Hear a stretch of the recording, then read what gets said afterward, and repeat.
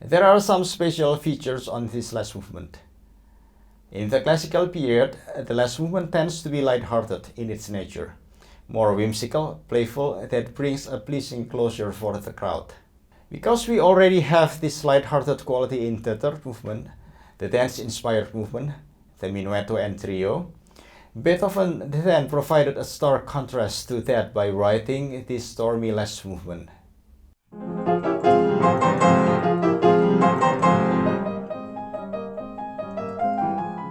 This is the beginning of a trend giving more seriousness to the last movement, both in the genre sonata and the symphony. Not in this sonata, but later we found the inscription finale for the last movement. The same applies for the genre variations. The same word finale becomes more frequently found for the last variations or final variations. Not yet written as a finale, the last movement of this sonata, but the quality of a finale can be found here. But I want to clarify that not all of Beethoven's last movements are in this grandiose fashion. Some sonatas still carries the old traditions of the classical period, playful and light-hearted.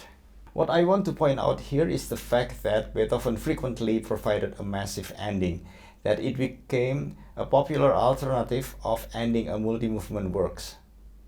The glorious, gigantic, massive ending is so characteristic of the Romantic period, and here Beethoven was pioneering that trend. Now let's figure out where the materials of this last movement come from.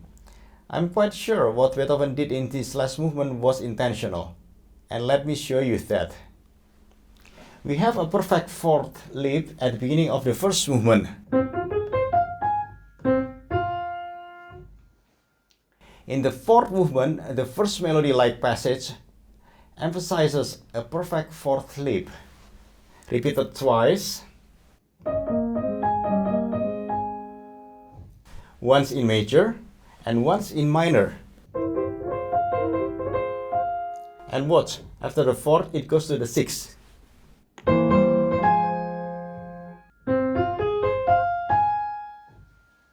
And the opening figurations with very strong and dominating rhythmic pattern is just the reverse of the interval fourth, which is the fifth.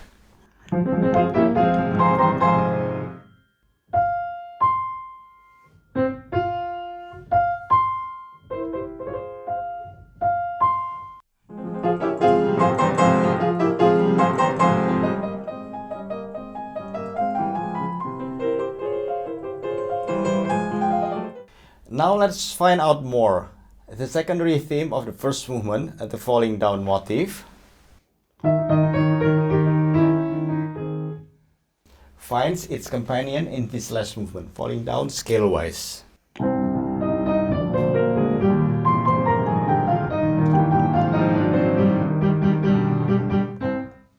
The rising up and the going down of the motif follows the same chronological order between the first and the last movement. Or you may connect its origin from the opening of the second and the third movement.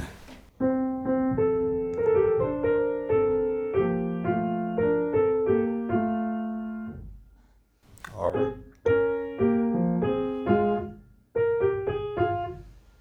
doesn't it recall this at the development section of the first movement?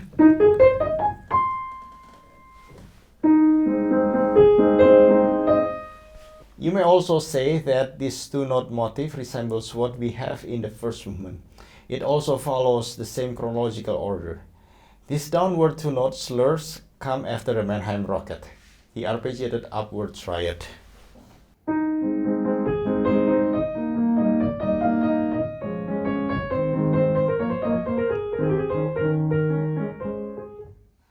So what with these numerous resemblances? I told you Beethoven was a great architect, not an ordinary architect, but the one full of inventions. The fancy name of this compositional technique is the cyclic idea. For you who are familiar with his famous song Adelaide, same concept there. Despite his sloppy and rather messy appearance, Beethoven's mind was very highly organized. Rare combinations of the abilities to focus so intensely and at the same time to wander, to explore new ways, to ignite sparks. Well, the last thing, we cannot miss the raging storm of this fourth movement. Beethoven was writing the movement of Sturm und Drang, stressed and driven, the dramatic movement in the literature and drama at the closure of the classical period. Beethoven was the storm and lightning, but not just in this dark mood, but also the storm of optimism, restless, immense energy that had turned tragedy of mankind into the loftiest legacy history ever known. What a journey from his very first published sonata to his very last symphony, the ninth, one of the most glorious victories of a human soul.